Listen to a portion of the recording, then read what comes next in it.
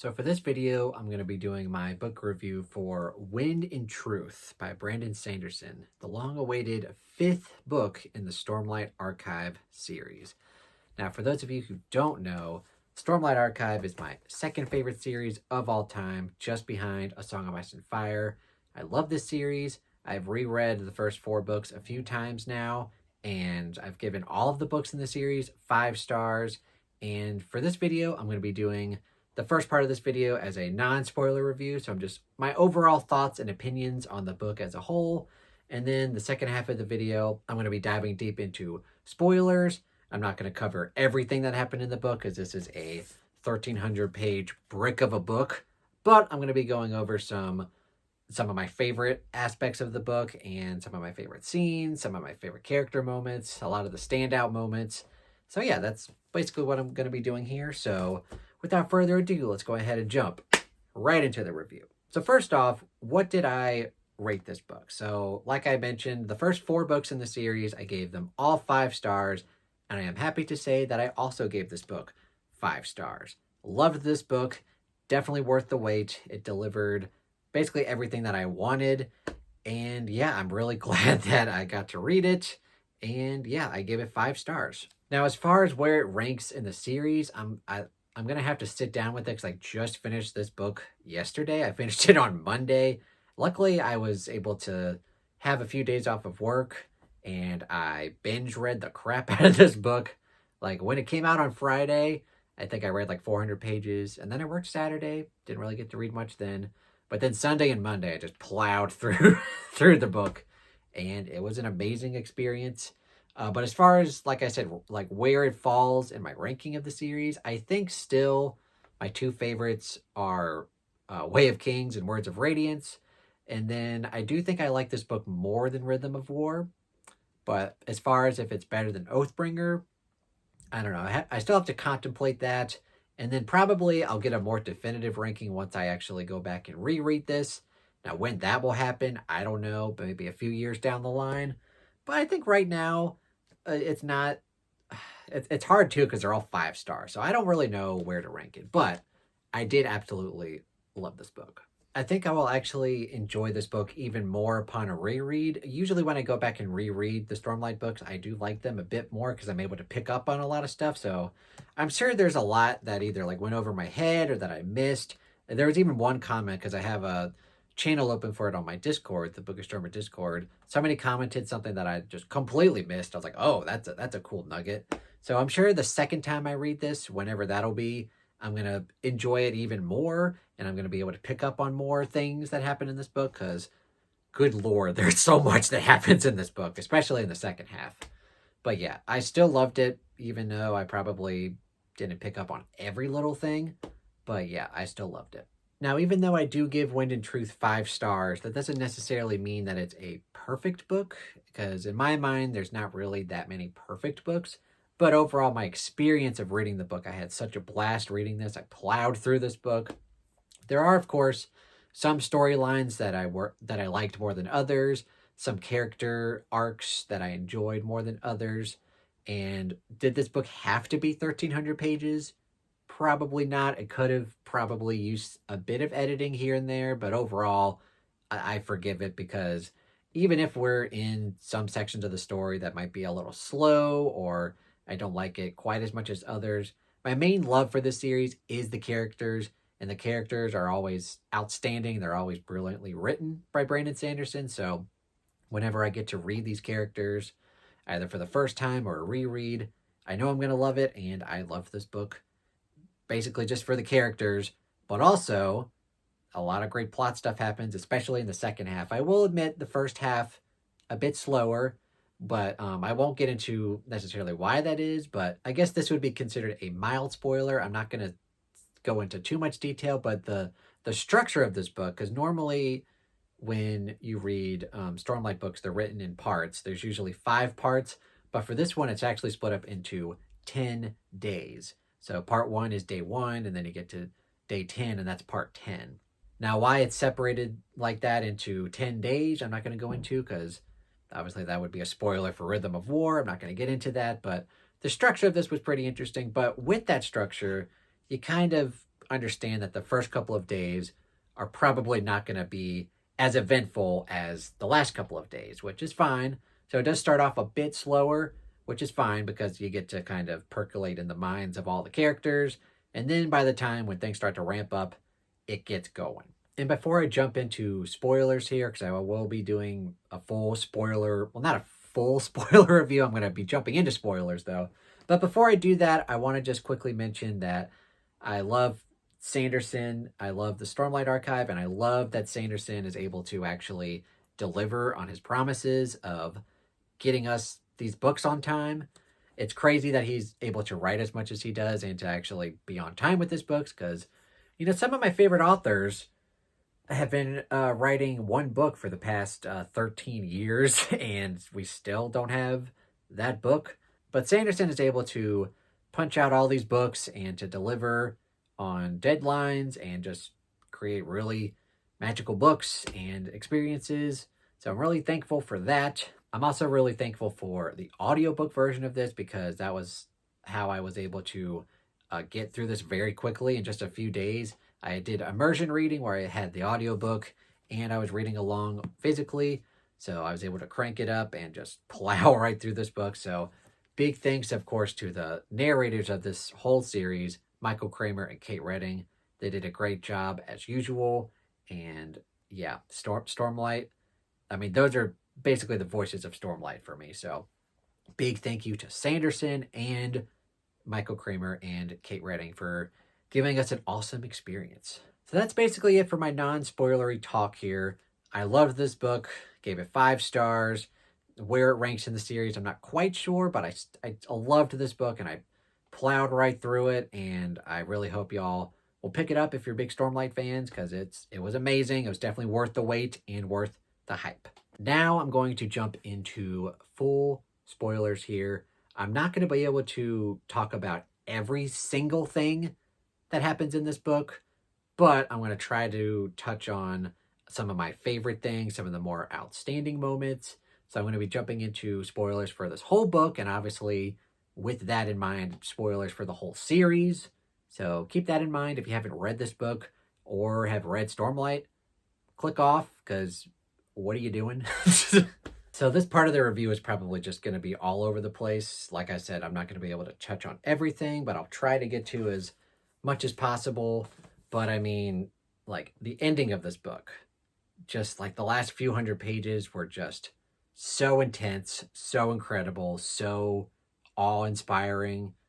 It's just some of the best chapters of Stormlight I've ever read. And there were definitely a lot of surprises, although in our chats, some people did guess that Odium or Taravangian's champion was going to be Gav, so baby Gav. But I was wondering how that was going to work, but the way that he did it in here was brilliant because Odium basically trapped him in the spiritual realm, I think is what he did. And like 20 years went by for him. So like once he gets out of there, like he's just been shown like so many visions of like Dalinar being cruel and just like how God, it was so, because I was wondering like how that was going to happen. And when we got to the chapter, it was like, oh, who's going to be Odium's champion? And then at first you're like, oh, it's Elhokar? How is that going to work? But then you realize, oh, he looks like Elhokar because it's Gav like 20 years later. And you're like, oh man, like what is Dalinar going to do with that? You're just like, oh God. So yeah, that whole, I didn't really, I saw some people guess that, but the way that it happened was really cool. So that was just really, really cool. And then the way Dalinar eventually gets around Odium's contest of champions, you know, like all like the 10 days that leads up to this, just the way that Dalinar basically like ascends to godhood and like becomes honor, at least for like a few minutes at least, then like quickly decides to like break his oaths and like become an oath breaker essentially. So that way, like, it's really hard for me to even describe what happens. A lot happens very quickly, but basically he does that, which basically the fight is eradicated, and then Dalinar eventually dies, of course, because he's kind of just left stranded in the storm and just dies. And then Odium it looks bad. Like everyone at first is just like, oh, what is Dalinar doing? Like, this is crazy. But then you realize that, with Kaladin and all the stuff that's going on with the Heralds and Zeth, this review is just going to be all over the place. But you realize that they're able to basically make a new oath pact, which will kind of bound Odium, because now Odium has a lot of honor too, but that puts a target on his head. Essentially, everyone in the Cosmere, all of like the whatever, like they're all have like he has a target on his head essentially. So he's like, oh, I have to leave here for a while because something's gonna come after me. And then like the new oath pact with, I mean, what happened with Kaladin? God, like this, just everything happened like so suddenly. But yeah, the way that all went down with Kaladin, I thought was really cool, and I think that was basically a really good way of finishing Kaladin's arc. And I have to look at my notes at like what exactly he was called. I think it was like Kaladin, like Herald of Second Chances, which really describes his story in a nutshell. It's like just he had so many second chances, and the way that basically Kaladin became like a therapist to a lot of people, which is kind of a really cool just circular thing of like the way that he starts out in Way of Kings, like he's just at the lowest of lows, super depressed, just basically almost wants to kill himself, really. And now he's like ascended higher and like wants to help people, and it basically was Seth's the therapist of like making him deal with his problems. And then he realized like, oh, I need to not help just my friends but help everybody. And then he's even helping the Heralds feel better, like in this kind of weird afterlife that they're in now that they've done the Oath Pact. I think Kaladin, even though I'm sad that we're probably not going to see him for a while because he's like with the other Heralds. I'm glad they're not getting tortured, because that was kind of like my main concern of like, oh, are they just going to do this over again? And then Kaladin's going to be in hell, essentially, like getting tortured. It's just like, but no, luckily they were able to go somewhere else. I don't know if it was stated specifically where they went, but at least they're not like suffering. So yeah, that was all nuts. Also going back to Zeth, because he had a bunch of flashback chapters, because every Stormlight book has flashback chapters from particular people. I thought his flashbacks were pretty good. I won't say they're like the best, because I think probably the best are still Kaladin and Dalinar. And then Shallan's I did like, even though a lot of them were kind of brief. Venli's weren't my favorite. That's probably the weakest. But Seth's were pretty good. Definitely interesting to get his backstory. So all of that was good. And then Seth's kind of like buddy cop team with like him and Kaladin going on their journey to Shinovar and realizing a bunch of stuff. Like that was all really fun to read. And then like I said, basically Kaladin being his therapist, like quite literally, just like getting them to talk. Not really what I expected, but it was pretty interesting. Also, randomly, before I forget, there's a weird thing where like Kaladin is like, he has to try to fight somebody, but then he stops fighting, and then he's like wants to like play the flute and like try to tell him a story to try to like, yeah, not what I expected, but I still loved it. A lot of things that I didn't really expect in this book, but I still loved it. So I think I've talked now about like Dalinar's plot. Also, Dalinar and Navani like basically going into the spiritual realm and kind of getting trapped there for a bit, and then Dalinar kind of figuring out from the Stormfather that Stormfather is like, I don't even know how to describe it, like a piece of honor, like he's like a clone of honor, kind of like he has all of honor's memories.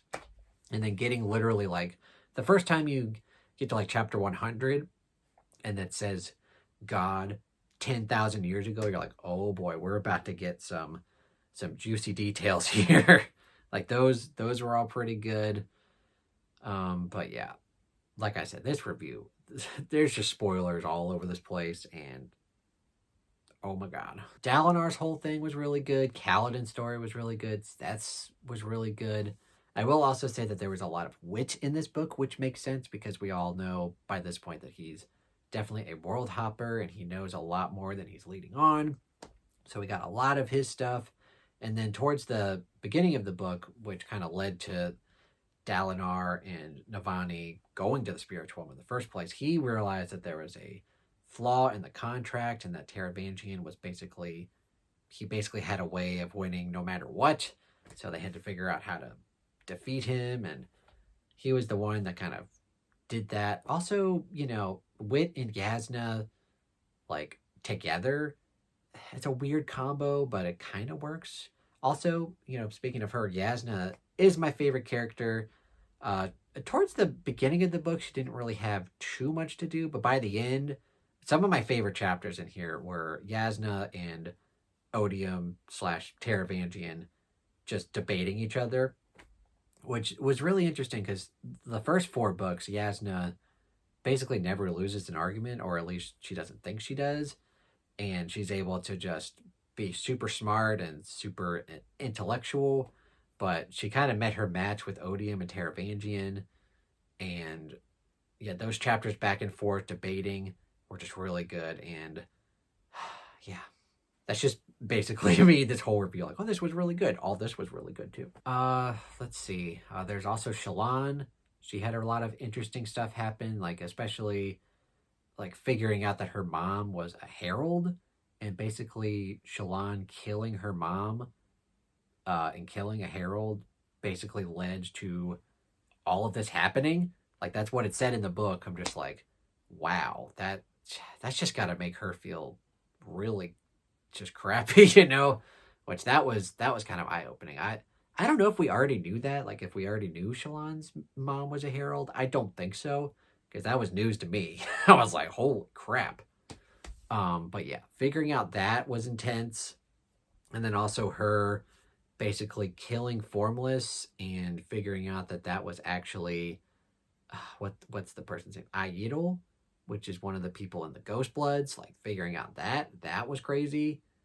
And then at the end of the book, she's like, after all of the craziness happens with Dalinar, you realize that there's no Stormlight, and so there's no real way of her getting out of Shadesmar, and she's kind of stuck there for now. And you're like, okay, how is she going to get out of there? So that doesn't really get resolved, but at the same time, she'll get out of there eventually, right?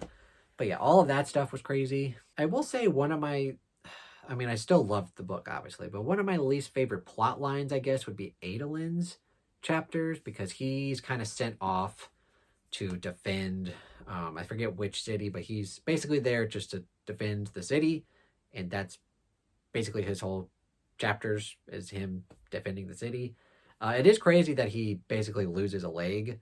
I think some of it got regenerated, but without Stormlight, I think his foot is still missing. So that's kind of crazy. And basically without that, he can't really be a warrior anymore. He can't fight. So that's pretty crazy. But overall, his chapters, I think, were my least favorite, the least compelling. I think partially because I think his character works more when he's surrounded by other bigger and more interesting characters. Like when he's talking with his dad, Dalinar, those scenes are usually pretty good. And then when he's with Shallan, that can lead to a lot of comic relief. And then when he's with Kaladin, a lot of good conversations back and forth can happen. So when he's with characters, but I wouldn't necessarily call any of them like my favorite characters. Like his chapters were still good, but probably my least favorite storyline overall, although it did have some crazy moments in there. Also, a character that I wasn't really sure about at first, like Sigil. Like he got a lot of POVs in this book. At first I was like, does he really need his own POVs? But I really did enjoy his character arc of him becoming more of an experienced leader. And then by the end of the book, Wit kind of randomly gives him the Dawn Shard, and you're like, oh, okay. I don't know why Wit decided to give him that. Maybe he was like the only viable option, or maybe it was because Odium would just not assume Sigil at all. I don't know, but his chapters grew on me. At first, I wasn't sure, but I really grew to like his chapters more. And I think upon a reread, I will enjoy his character a lot more. And then there's Venli. Like really the whole Parshendi plotline, not really much happening. But at the end, I think it was revealed that Venli worked with Yasna to have kind of like another peace contract with the Shattered Plains. Don't really know how long that's going to last because we saw what happened last time. But that was kind of the more interesting part of her story, I guess. Not really much happening there. And of course, there's a lot of interludes. Usually, like I mentioned, like there's usually 5 parts with Stormlight, and after each part, you usually get like 3 or 4 interludes, and they're all kind of random. But this time, like after each day, so after the first 9 days, there's 2 interludes. So there's 18 interludes, and usually the first one was kind of a random one, and then the second one was Odium. So I think we got like 9 random ones. They were all pretty good. I don't know if any of them were like outstanding, but they're all pretty good. Lift had one, Risen had one. I think maybe a Herald or 2 had one. I mean, the interludes are never like my favorite part of the books, but usually they're pretty good. They add a little, they're probably more like Easter eggs because they probably have a lot of Cosmere stuff that's like going over my head. Like, I know there's some people out there that are probably going to like know like every little nugget of Cosmere information. Sometimes a lot of that goes over my head. And oftentimes I'll watch a review and they're like, oh yeah, this person's a world hopper and they did this. I'm like, oh, you know? So sometimes that can like, but yeah, the interludes were pretty good. I also did want to mention like a lot of people probably listen to the audiobook of this, but if you do get the physical copy of, I mean, of course there's like brilliant illustrations, which are always fun to look at. But one thing that I did notice, it took me a while to notice, but every chapter, you know, kind of starts with like this heading structure, like this arc formation for each chapter. If you notice, I'll probably just put pictures up here, but like the first few chapters, they're solid, but then as the book continues, you can see that the archway is starting to crumble. And then, you know, as I get more pictures here, you can kind of tell that it's just deteriorating more and more. And then by the end, you're just like, wow, this is just a pile of rubble. But I thought that was a really cool, it was a nice illustration touch to the book because you're like, this book is just getting crazier and crazier and the world's falling apart. And it was just a nice touch. I noticed that. It was a nice touch. All right, I got to review my notes, make sure I'm not missing anything like super big here. Oh yeah, one of the craziest parts of the book for me was when Cultivation basically tried to trick Odium into basically behaving himself, but then Odium's just like, oh, you know what? I'm just going to destroy Carbranth. How about that? And she's like, no! Like, he literally destroyed his city, which I was just floored at. I'm like, wow, like he is doing stuff. Like that chapter was intense. Or I think that was actually an interlude. So yeah, good interlude there. Oh yeah, we also get a little bit of Moash in this book. And of course, by the end of Rhythm of War, I think he's basically blinded. And there's this, I think it's an interlude where Odium basically takes Moash. I could be wrong, but I think he turns him into an Inquisitor. Because there's a thing where they're like, he drove spikes through his head, which to me sounds like an Inquisitor from Mistborn. Let me know if you think that's right or if I'm just getting my facts wrong here, but I'm pretty sure Odium turned him into an Inquisitor. I could be wrong. I don't know. But that's what it sounded like to me. Oh, also, how could I forget one of the most epic moments? There's a lot of characters who kind of like reach their ideals or like the 4th or 5th ideals, whatever. I think Seth actually reaches the 5th one when he literally says like, I am the law. And when that happened, like I immediately thought of the Anthrax song, I am the law. But yeah, that part was really epic and cool. All right, this review has probably gone on for too long. I think those are kind of like the big moments for me. I'm probably missing some stuff because, like I said, this is a 1,300-page book, but those are kind of like my favorite moments. Dalinar's journey, like, it's sad to see him go, but like I figured there would definitely be some character deaths in this book, with it being the 5th book, the final book in the first arc, like there's got to be some major character deaths. And Dalinar's, I think, was very fitting, like his sacrifice and, and basically becoming a god and then just saying like, nah, I quit. But then that kind of screws up Odium. It was really good. And then Kaladin, again, definitely one of my favorite characters. It was just a very fitting ending, I think. I'm pretty sure we're gonna see him again. Like I'm sure, like the Heralds are gonna come back at some point. I don't know how, but I'm sure they will, and I'm sure we'll see Kaladin again. Maybe not like at the very start of the 6th book, but he's got to return somehow. But yeah, I loved all that. I loved Seth. I loved Shallan, or not Shallan, Shallan. When I read the books initially without audiobooks, that's how I pronounced her name, is Shallan, but it's Shallan. And like I said, Adolin's they were my favorite chapters, but I still, like, I loved all this book. Like, I ate it up.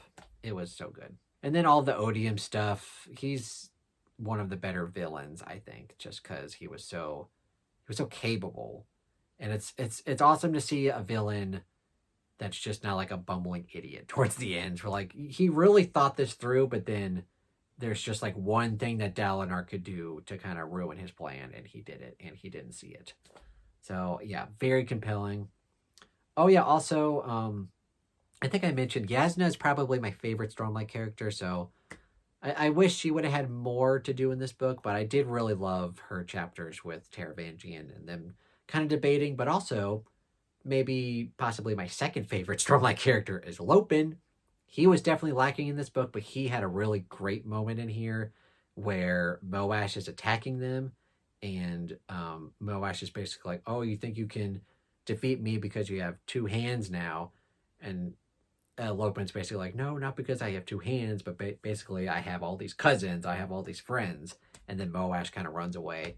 That was a great moment, great Lopin moment. He's one of my favorites. And speaking of that, the humor in this book, Sanderson, he's hit or miss with humor. Sometimes it goes over really well, sometimes it doesn't. There were definitely some laugh out loud moments in here for me.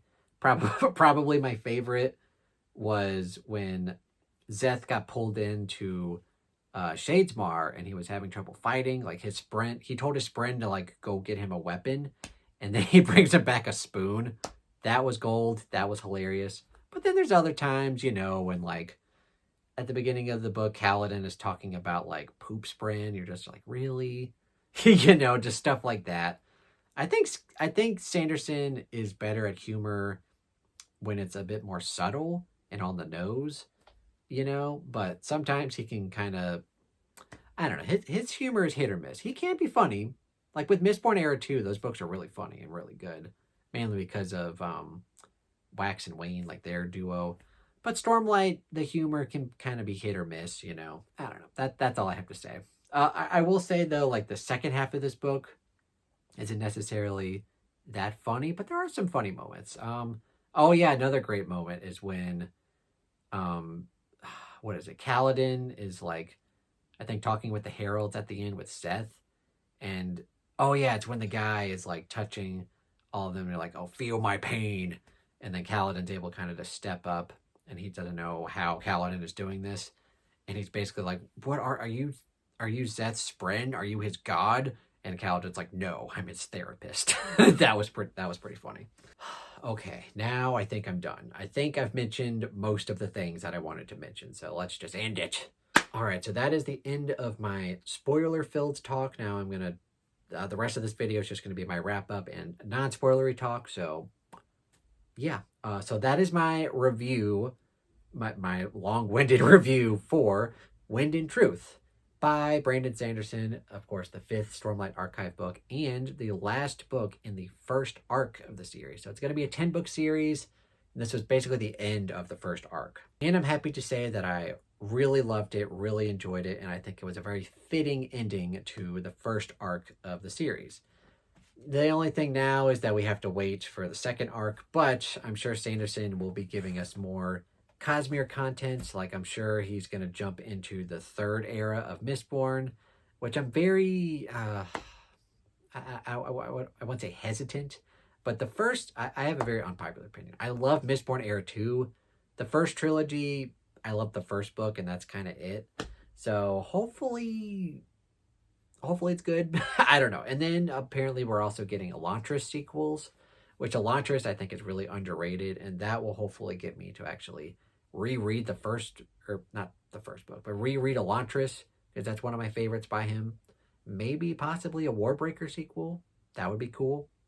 But yeah, we're gonna have to wait a long time probably for the 6th book.